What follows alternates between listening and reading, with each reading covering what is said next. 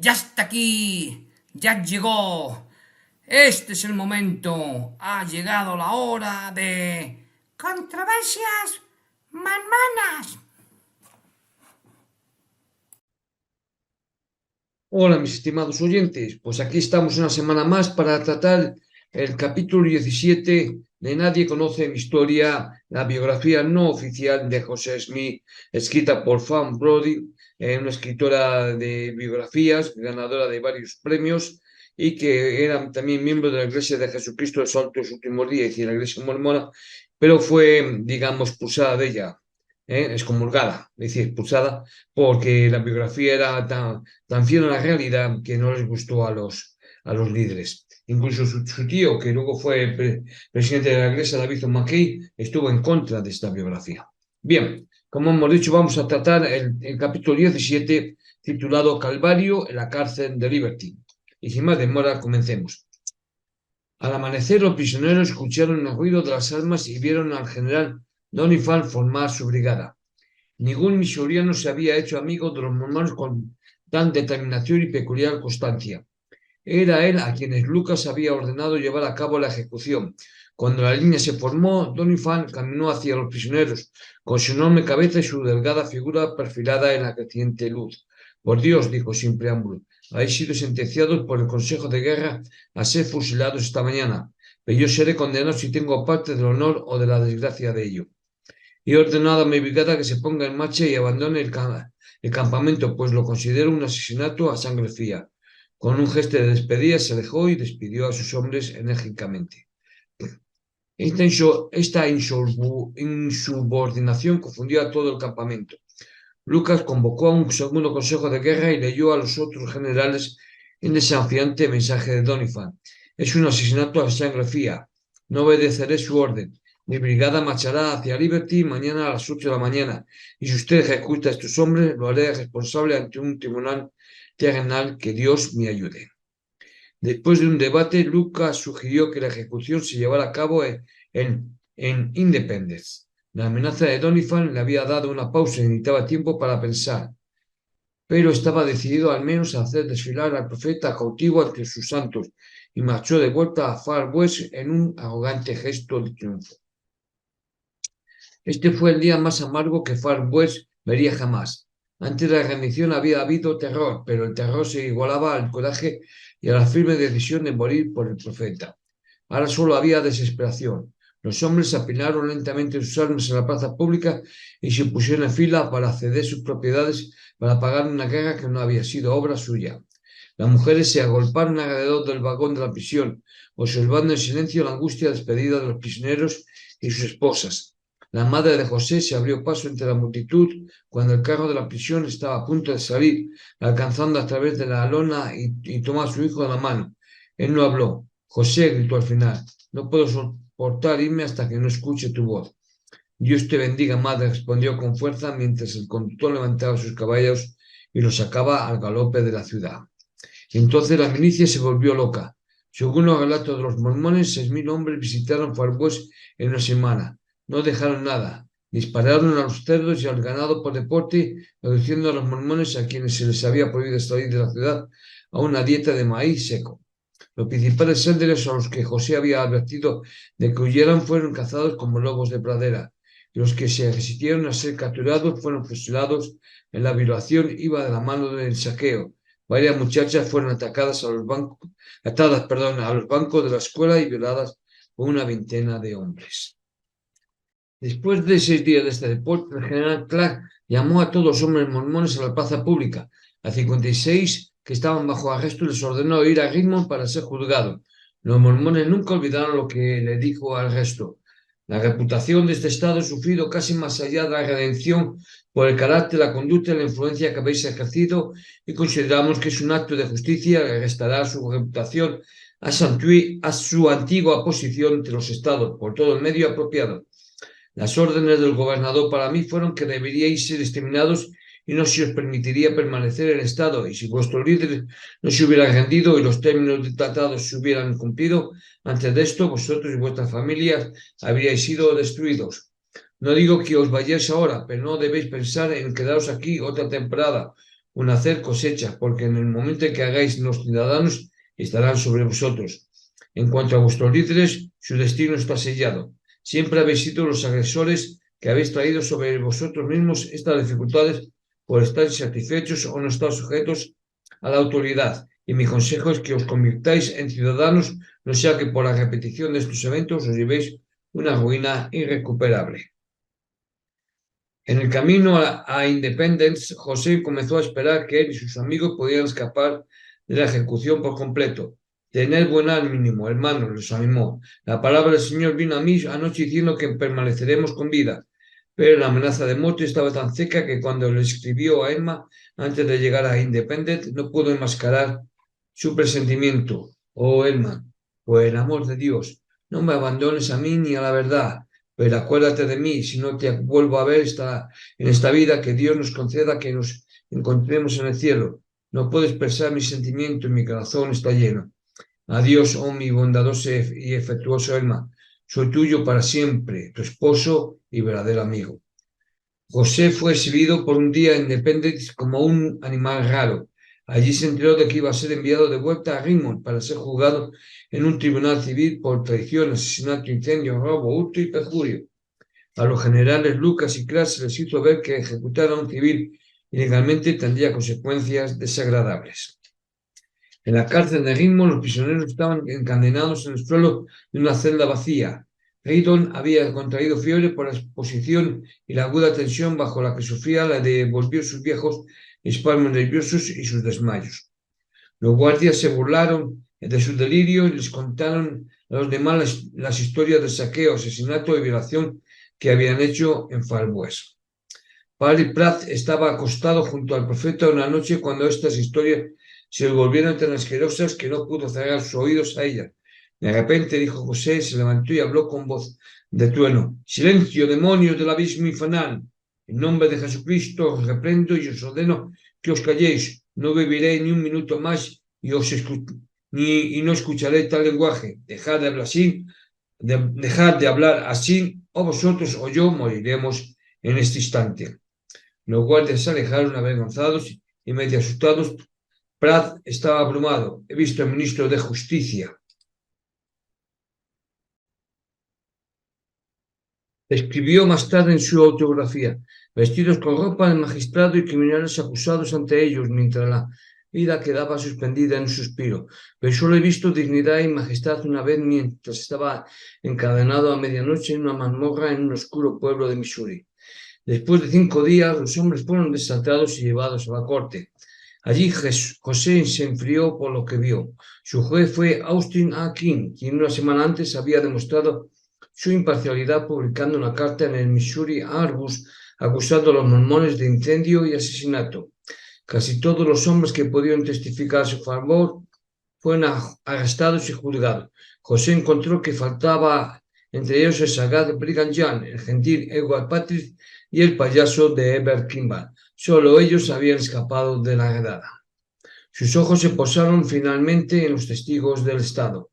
Entre ellos estaban los hombres que habían acordado la tregua, Corrin, Hinckley, Fels y Peck.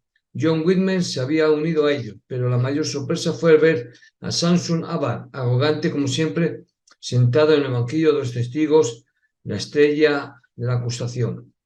Abad se mostró como lo que era, un oportunista y un cobarde. Lo contó todo, la fundación de los danitas, la expulsión de los disidentes, saqueo de Gallatin y Millport, encubriéndose lo mejor que pudo y echando la culpa a Haydon y al profeta. Como un último gesto triunfal, produjo un documento que le dijo que era la Constitución danita, con una lista de los funcionarios danitas que incluía un secretario de guerra. Los abogados se abalanzaron sobre esto como evidencia de traición contra el Estado. El profeta Daniel había hablado una vez de una piedra que rodaba por una montaña destrozando todo a su paso, un símbolo del reino de Dios, que un día derribaría todos los gobiernos terrenales. Abad Corret y John Whitman testificaron que la iglesia mormona había sido comparada con esta piedra. Abad juró que Lyman White había profetizado que la piedra destruiría primero al disidente, luego a Missouri, luego a los Estados Unidos, cuyo núcleo estaba podrido. Mientras José escuchaba, se dio cuenta de que el juez King y estaba tratando de sacar evidencia de que los mormones habían establecido un reino. Hasta que esto podía ser establecido, el cargo de traición era ridículo. Pero, aunque los apóstatas estaban de acuerdo en la mayoría del detalle sobre los danitas y el saqueo mormón, no podían ofrecer nada más que rumores sobre la naturaleza temporal del reino de Dios de José en la tierra. Pronto los milicianos fueron llamados al estrado, la mayoría de los cuales eran tan analfabetos que no podían firmar sus propios testimonios. Se quejaron principalmente de pequeños robos y cabañas quemadas, discutiendo mucho sobre la identificación de los mormones que habían hecho la incursión. Nadie recordaba haber visto al profeta en ninguna incursión. Bueno, el registro completo de este juicio se publicó en el Correspondence Orders y también se imprimió como documento del Senado de los Estados Unidos, 1189, 22º Congreso, segunda sesión, 15 de febrero de 1841. Massey y Hayden habían jurado antes que José tenía la intención de tomar los Estados Unidos y, en última instancia, el mundo entero. Continuamos. Doniphan, que era abogado de los mormones, intentó desesperadamente subir a sus propios testigos al estrado, pero pronto se supo que en el momento en que se nombraba un testigo mormón, el capitán Boca lo perseguía y lo arrestaba. La defensa solo pudo reunir a 6, 3 de ellos mujeres, y estas fueron sofocadas por el juez casi tan pronto como comenzaron a hablar. Doniphan finalmente se rindió. Si una cohorte de ángeles bajara y te declarara inocente, le dijo a José, no habría ninguna diferencia, ya que King está decidido a verte en prisión. King solo actuaba como juez de instrucción y no se esforzó por decidir sobre la culpabilidad de los presos. Liberó o admitió la fianza de todos los mormones menos 10. 4 se mantuvieron en la cárcel de Richmond. Los otros 6, incluyendo a Riddon y al profeta, fueron enviados a la cárcel de Liberty, en el condado de Clay. A todos se les negó el recurso de habeas corpus y a ninguno se les permitió pagar la fianza. José entró en la estrecha celda de piedra de la cárcel de Liberty el 30 de noviembre de 1838. 4 meses pasaron antes de su juicio. Soportó su encarcelamiento estoicamente y casi con alegría, porque había una serenidad en su naturaleza que le permitía aceptar los problemas junto con la gloria. Por primera vez en años tuvo un amplio tiempo libre para la meditación, y la influencia de su forzada ociosidad se puede ver claramente en la serie de notables cartas que dictó a su gente y a varios amigos. En su primera carta denunciaba al coronel Hinckley como el de un traidor que le había engañado sin saberlo, como el Salvador fue llevado al campo de sus enemigos, como un cordero preparado para el matadero, como una abeja muda ante sus esquiladores. Este fue el comienzo de la leyenda de la gran traición que hizo el nombre de Hinckley sinónimo de Judas entre los mormones. Entonces José tomó los cargos que los antiguos colonos le habían hecho, respondiendo con habilidad y tacto, porque sabía que estaba siendo juzgado ante su propio pueblo. Brigham Young había hecho saber que muchos santos lo consideraban un profeta caído, y Saddam Hussein ya había establecido una pequeña iglesia reformada, y John había tenido que defender al profeta ante el sumo consejo. Lo más difícil de silenciar para John había sido William Smith, y Brigham le hacía un gesto de dolor cada vez que recordaba al joven impulsivo decir que esperaba que José nunca saliera vivo de las manos de sus enemigos. Si tuviera que deshacerme de mi hermano, William habría gritado, lo habría colgado hace años. José ahora escribió a su agente una defensa y una disculpa. No negó la responsabilidad de los danitas, pero culpó a Alba por enseñar muchas cosas falsas y perniciosas, de las que había sido tan ignorante como inocente. Luego, extrañamente, eligió negar el omnipresente rumor de la poligamia, aunque no se había mencionado en el juicio de Ritmo. Finalmente respondió a la acusación de que era un profeta caído. Las llaves del reino no nos han sido quitadas, porque de verdad así dice el Señor. Tened buen ánimo, porque las llaves que os di están todavía con vosotros. Si aún vivirá, aunque parezca estar muerta. Mientras tanto, la tórpica conciencia de Missouri comenzaba a agitarse. Cuando un periódico liberal de San Luis, el Missouri Republican Daily, publicó el detalle de la masacre de Jaun Miss, los legisladores de la zona se sorprendieron y pidieron una investigación. Aparecieron cartas en el Republican exigiendo una provisión para la rehabilitación de los mormones, ya que su desesperada situación finalmente ganó publicidad. Republican expuso también la vergonzosa historia de la venta de tierras del condado de Davis, con la evacuación de Adán Haman. Los antiguos colonos habían organizado una subasta pública. El pueblo era un verdadero botín, ya que tenía un sitio admirable, y en todas partes cabañas a medio cubrir y graneros hechos a medida, que una vez fueron grandes esperanzas e increíbles industrias. Toda la superficie mormona, con vallas, edificios y mejoras, se había vendido a $1,25 por acre. Parecería, dijo el editor rotundamente, que los opresores mormones se levantaron en esta cruzada para obtener la posesión de las casas y tierras de sus víctimas. La legislatura de Missouri se agitó y tartamudeó. Después de cierta presión, Boggs presentó los documentos relativos a la guerra mormona que fueron remitidos al Comité Turner para su estudio con vistas a su publicación. Este fue el comienzo de uno de los más atroces encubrimientos en la historia de la política estatal norteamericana. El Comité Turner vio inmediatamente que estaba manejando dinamita. La evidencia que intentaba probar que los líderes mormones eran culpables de traición era endeble. Los testimonios dados en el juicio de Richmond establecieron el hecho de la organización danita, pero a pesar de toda su tiranía, apenas tenía el olor de una conspiración revolucionaria. Incluso la tan cacareada constitución danita resultó ser relativamente inocua. Las quemas y el saqueo que los mormones realizaron palidecieron en la nada junto con la horrible historia de Jaun Mitch, y la orden de exterminio del gobernador apestaba al cielo. Era sabido que un miembro de la legislatura había participado en la masacre de Jaun Mitch, y el Republican ahora lo acusaba de querer suprimir todos los hechos. Pero ningún miembro del Comité Turner necesitaba presión para convencerlos de que el honor de Missouri estaba en juego. La decisión fue unánime en contra de la publicación de los documentos. Al día siguiente del informe de Turner, John Cornyn leyó a la asamblea una petición del pueblo mormón. Era un melancólico catálogo de abusos que terminaba con una desagarradora petición de justicia. Aunque Cornyn estaba denunciando a los líderes mormones, había elegido defender la causa de los mismos santos, y los legisladores escucharon con respeto. Luego siguió un acalorado debate que continuó intermitentemente durante semanas, hasta que el editor de la Republican escribió exasperado el 4 de febrero de 1839. Los mismos miembros que primero pidieron a gritos una investigación han declarado solemnemente que no tendrán ninguna investigación.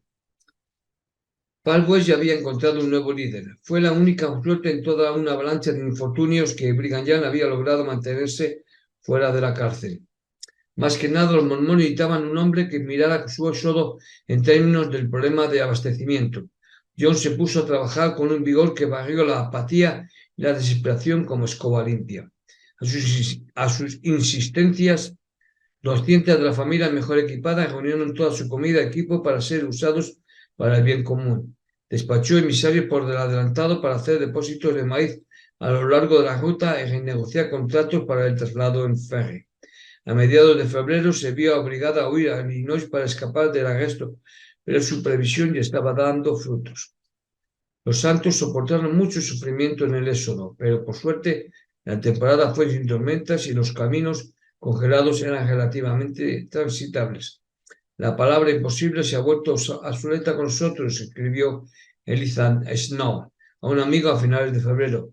Asombra a nuestros enemigos que nuestra gente no sufra más al pasar.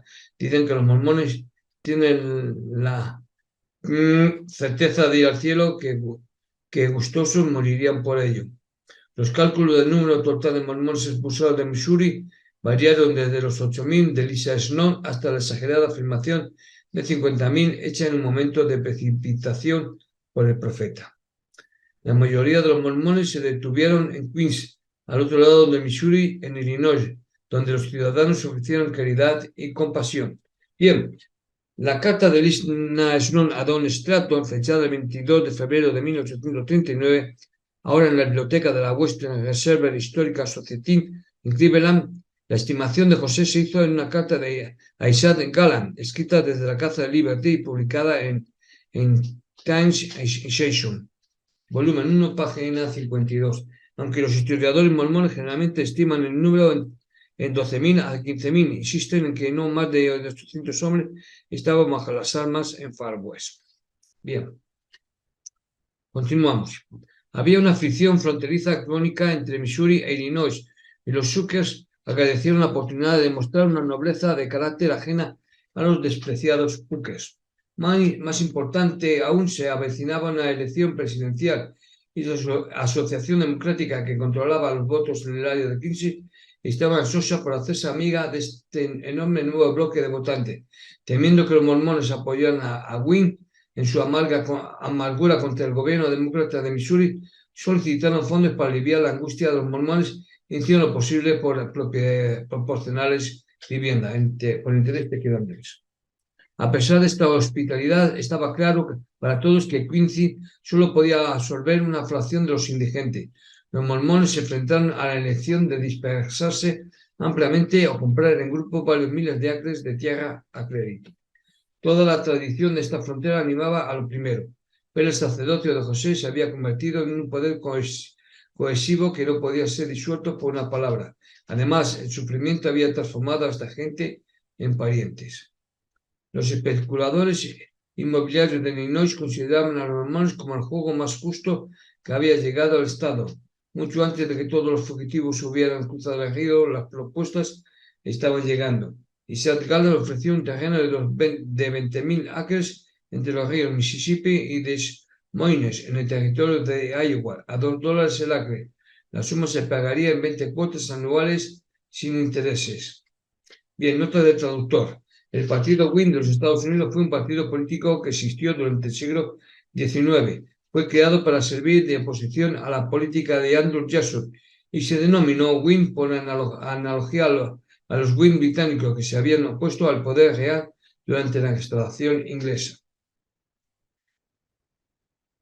Bien, continuamos.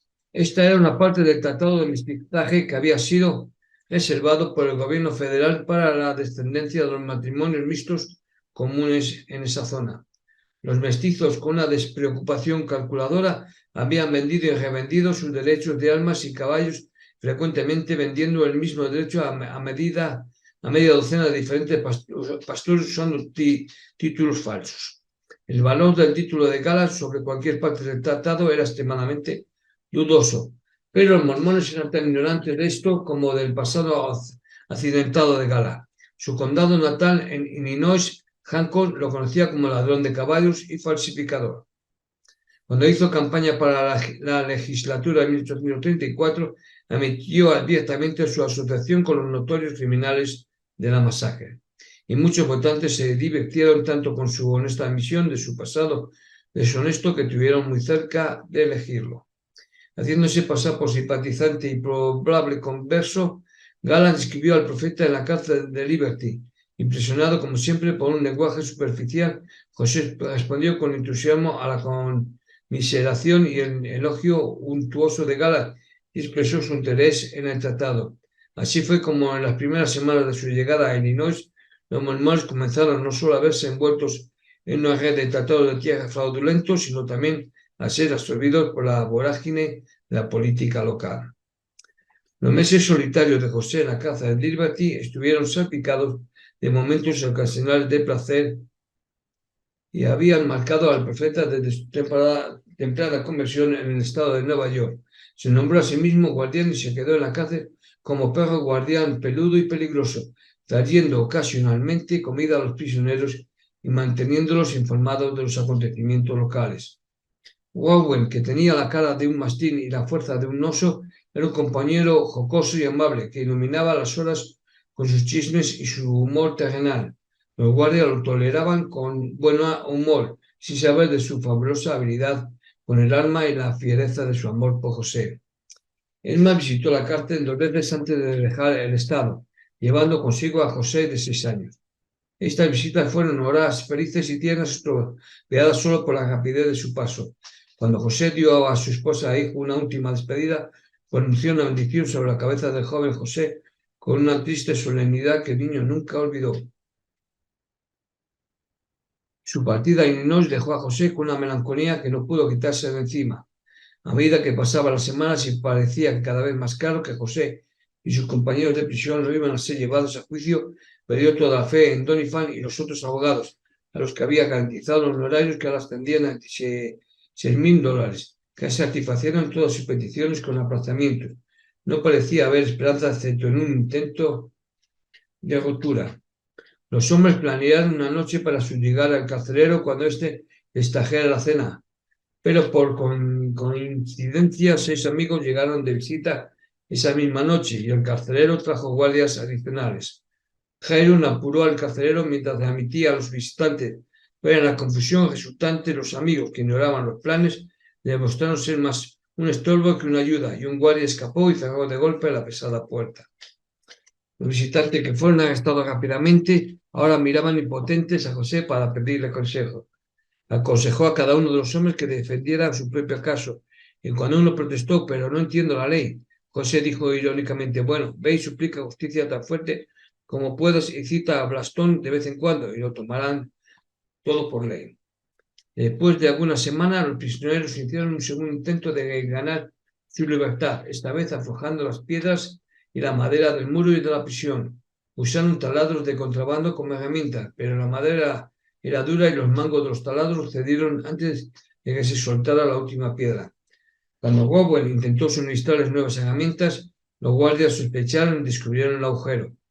Fue una buena brecha, escribió José después de con satisfacción, y le costó al condado una suma considerable. A la comida sucia, las habitaciones insalubres y abarrotadas y el miedo a los linchamientos se añadió un nuevo horror, cuando alguien metió veneno en el té y el café. Murray, que no tomó ninguna de las dos bebidas, sobrevivió, pero todos los que la bebieron, dijo, estaban muy afligidos. Algunos quedaron ciegos 2 o 3 días, y solo con mucha fe y oración se superó el efecto.